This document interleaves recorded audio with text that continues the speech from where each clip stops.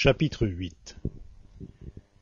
Ce même jour, le roi Assuérus fit don à la reine Esther de la maison de Haman, adversaire des Juifs.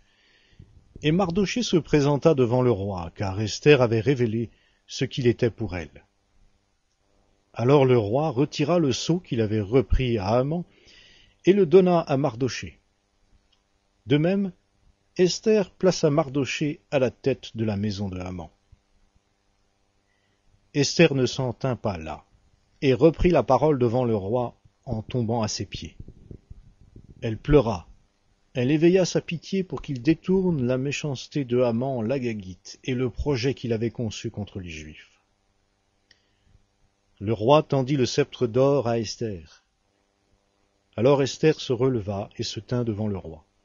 « Si le roi le juge bon, dit-elle, et si j'ai obtenu sa faveur, si la chose convient au roi, et si je lui plais, qu'on écrive pour révoquer les lettres conçues par Haman, fils de Hammédatha l'Agagite, et rédigées dans le dessein de faire périr les Juifs de toutes les provinces du roi. Comment pourrais-je donc rester indifférente à la vue du malheur qui menace mon peuple? Oui, comment pourrais-je rester indifférente à la vue de la disparition de ma lignée?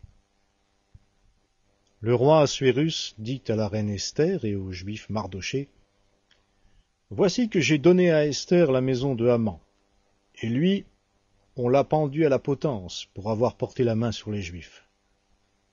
Vous maintenant, écrivez au nom du roi ce qui vous paraîtra le plus favorable aux Juifs, et scellez-le du sceau royal, car un texte écrit au nom du roi et scellé du sceau royal est irrévocable. »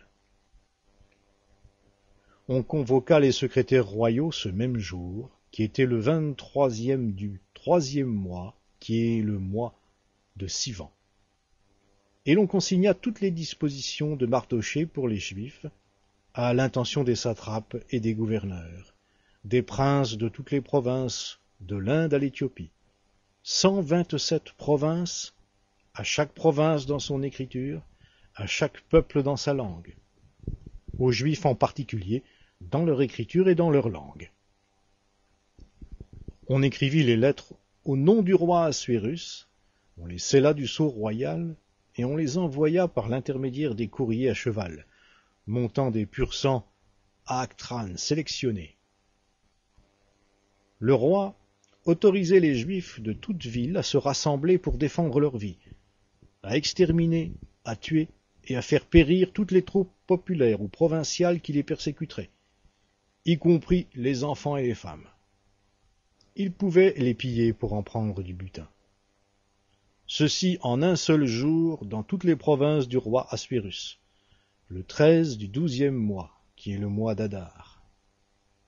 Il y avait une copie du texte pour communiquer à chaque province l'édit qui devait être rendu public parmi tous les peuples, afin que les Juifs se tiennent prêts ce jour-là à tirer vengeance de leurs ennemis. Les courriers montant des pur-sang à Actran sortirent à bride abattue par ordre royal et l'édit fut communiqué à Suse, la capitale. Mardochée se retira de la présence du roi en vêtements royaux violets et blancs, avec une grande tiare d'or et un manteau de byssus et de pourpre. La ville de Suse était en liesse et en joie. Les Juifs étaient rayonnants de joie, d'allégresse et de triomphe. En chaque province, en chaque ville, en tout lieu atteint par l'ordre et l'édit du roi, il y eut parmi les Juifs joie et allégresse, festin et jours de fête. Beaucoup se firent Juifs parmi les gens du peuple, car la terreur des Juifs les avait saisis.